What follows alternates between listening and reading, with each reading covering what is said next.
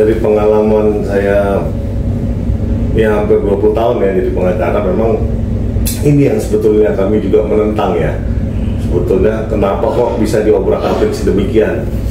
Akan tetapi karena ini kepentingannya untuk proses penyidikan dan terangnya sebuah perkara, bunyi undang-undangnya sedemikian. Artinya kita nggak bisa bantah apa yang dimintakan oleh para penyidik, apalagi dengan izin instansi tertentu seperti pengadilan atau OJK atau PPATK. Jadi mau nggak mau bank sendiri ya tidak bisa melakukan apa-apa kecuali menyerahkan.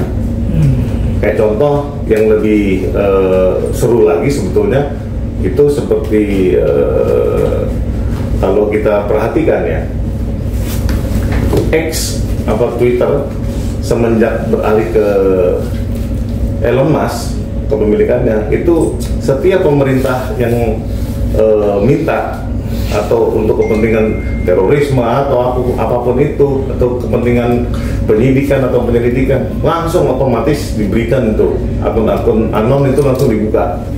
Ini sama halnya dengan rekening, tapi ingat kalau di perbankan itu yang berlaku adalah undang-undang perbankan. Nah makanya yang melindungi dia undang-undang perbankan. Kalau undang-undang perlindungan konsumen sendiri itu cenderungnya dia ke arah perdagangan. Nah, cuman memang ada segi pelayanan yang di situ memang bisa dikait-kaitkan. Tetapi ketika kita dalam membuka rekening pasti ada syarat dan ketentuan. Perjanjiannya panjang sekali. Walaupun itu juga bukanya akun digital, sama juga dia ketika kita mau accept ini semuanya accept and agree, itu otomatis perjanjian nomor satunya pasti dibilang tunduk pada undang-undang dan peraturan yang berlaku. Oke, Bang, kalau itu berlaku untuk semua ya Bang, baik prioritas nasabah segala macam itu berlaku ya Bang?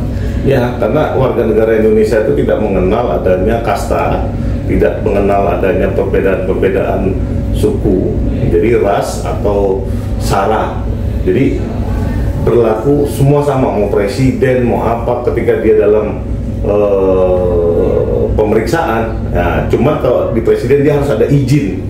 Nah, izin itu yang dibutuhkan. Nah, ketika penyidik dan penyelidik itu sudah punya izin dari instansi tertentu yang disyaratkan sama undang-undang, saya rasa cukup jelas ya, dia boleh memeriksa apapun isi di dalam rekening itu. Oke, berarti tidak ada yang salah atau menyimpang di kasus sidang kesaksian Bang BCA waktu itu ya Bang, ketika udah keluar masuk segala macam itu nggak ada yang salah ya Bang? Ya ketika ditanya pasti harus dijawab. Jadi ketika jaksa penuntut umum mencoba membuktikan, dia pasti tanya dong, oh ini ceritanya gimana, uangnya ini dari mana aja. Dia ingin, karena pembuktiannya kan ada pasal sangkaannya itu, pasal dakwaannya itu seperti surat dakwaan yang dibuat sama jaksa penuntut umum, ada TPPU-nya. Makanya dia mesti melihat aliran itu. Nah makanya ketika dia melihat sebelumnya tidak ada aliran angka segitu, nah tiba-tiba ada angka segitu, jadi nanya. Menurut saya normatif lah. Karena hal ini berdampak kepada petisi ya Bang, pemboikotan terhadap Bang BCA kasus ini. Sebagai praktisi hukum, Niki juga punya praktisi hukum gitu loh. Abang sebagai orang hukum coba diberikan pandangan dan harusnya seperti apa sih bijaknya Bang gitu. Inilah yang namanya saya selalu ketika saya di wawancara di era ini ya, di era Presiden Prabowo, saya selalu nyatakan era buzzer sudah lewat. Artinya tidak ada lagi penggiringan opini menuju yang benar itu salah, ya kan? Atau yang salah itu benar. Itu dibolak-balik, itu sudah tidak ada. Artinya yang benar itu benar. Nah, ketika ada yang orang mencoba menggiring opini, menyudutkan suatu produk atau suatu layanan, service, nah sehingga dia mengalami kerugian, ya memang itulah era buzzer. Nah, ketika dibuktikan habis itu dibayar, habis itu dia menghentikan perbuatannya, itu artinya pemerasan 369 itu. Makanya ini yang dibuktikan di dalam, ini yang coba dibuktikan di dalam dakwaan dari jaksa penuntut umum. Nah, sehingga apa yang dilakukan apa namanya NM, kemungkinan besar sih kalau dari gelagatnya ya sulit sekali dia untuk menghindar dari perkara ini ya. Kenapa Bang untuk bisa bilang sulit sekali? Mungkin kan dari awal sebelum BCA ini penggiringan opini masalah BCA ini sebelumnya sudah ada masalah JPU juga yang dipermasalahkan oleh pihak NM gitu. Mungkin Abang menanggapi seperti apa sih dalam awal mulainya kasus ini berjalan sampai ke persidangan yang setiap minggunya tuh ada aja berita baru, penggiringan opini yang baru, mungkin ya dugaannya seperti itu, bagaimana Bang? Ya, karena dengan mata telanjang sendiri tidak perlu menduga, dan memang saya melihat tidak lain dan tidak bukan perkara ini adalah dibesar-besarkan dan didramatisir, di staging untuk mencoba strategi-strategi dari tim kuasa hukumnya ya. Artinya dicoba disudutkanlah itu JPU-nya, dicoba disudutkanlah BCA-nya untuk mencoba menggoyang keyakinan majelis hakim bahwa sebetulnya kliennya itu tidak bersalah. Cukup menarik karena kenapa? Mungkin waktu era buzzer dulu ya, kepemimpinan Pak Jokowi ya, mungkin ini bisa diterima ya dengan akal sehatnya yang terdahulu. Tapi di zaman sekarang ketika semuanya sudah terbuka, akhirnya yang dulu yang dulu ngakunya emas tapi loyang, nah sekarang udah kelihatan ini memang benar-benar loyang ya, itu akan sulit sekali untuk membantah bahwa kejadian itu ada. Nah, yang saya sayangkan dari awal sebetulnya kenapa nggak dari awal ini dihentikan, artinya dikembalikan aja uangnya kalau memang tidak sepakat.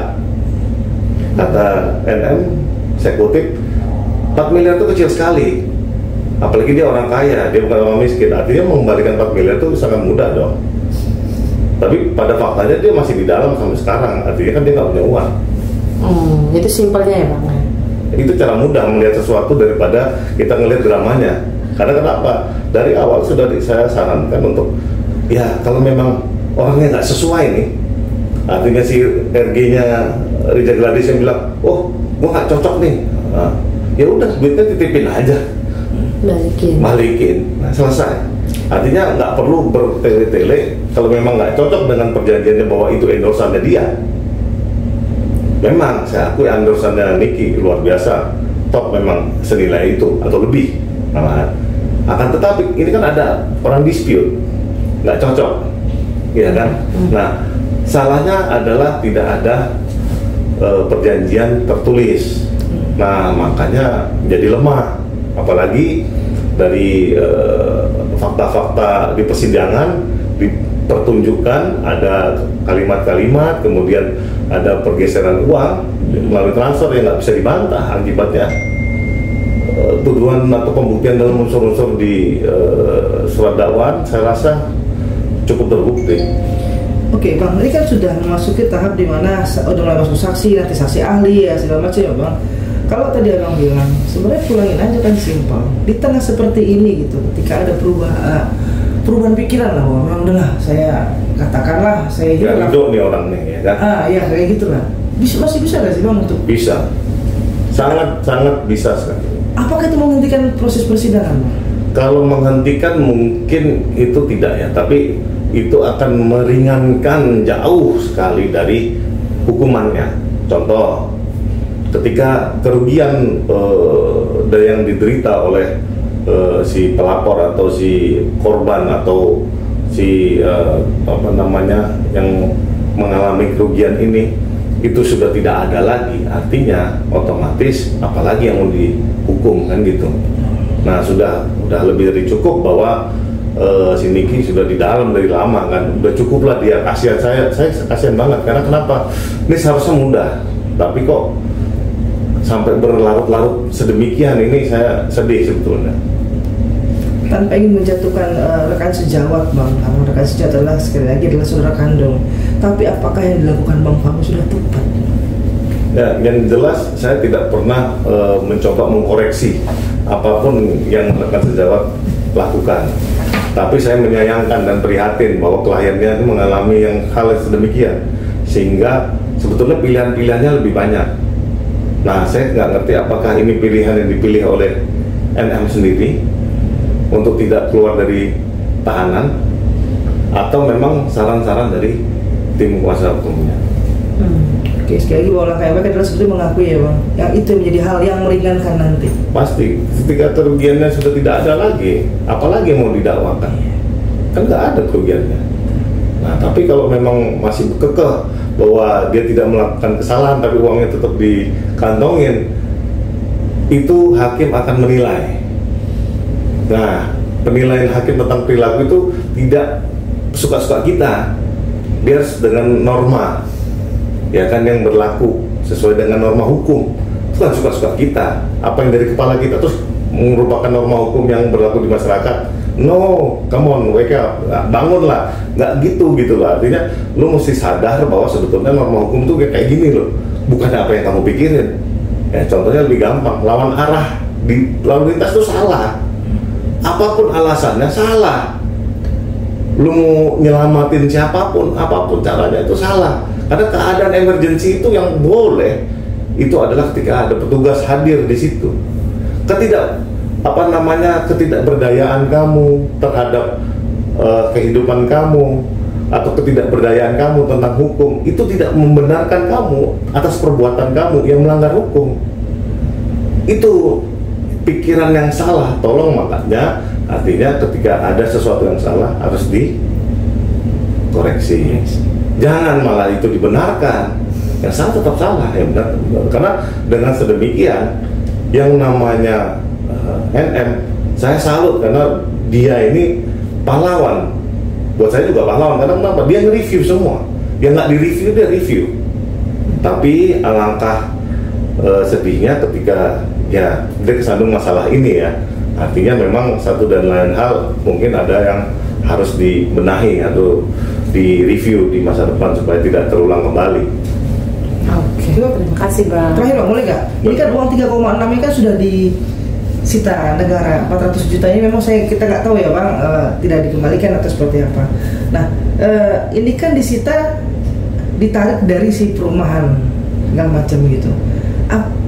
Apa ini sebenarnya juga ditariknya ini memang bukan dari keinginan ini, maksudnya memang negara yang harus menyita ini gitu loh Bang.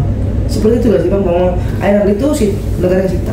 Gini, itu sebetulnya akal-akalan, maksudnya bukan akal-akalan ya, itu cara cerdiknya jaksa penuntut umum. Jadi para penegak hukum itu untuk membuktikan sesuatu dia sita barangnya. Nah, artinya supaya terbuktilah bahwa barang itu memang ada hasil dari kejahatan. Sialnya nggak, sebelum ini dia ditahan harusnya selesaiin dulu, ambil duitnya, balikin duitnya supaya negara nggak bisa sita. Keduluan. Ya itu saya apes, makanya hari apes itu nggak ada di kalender. Oke.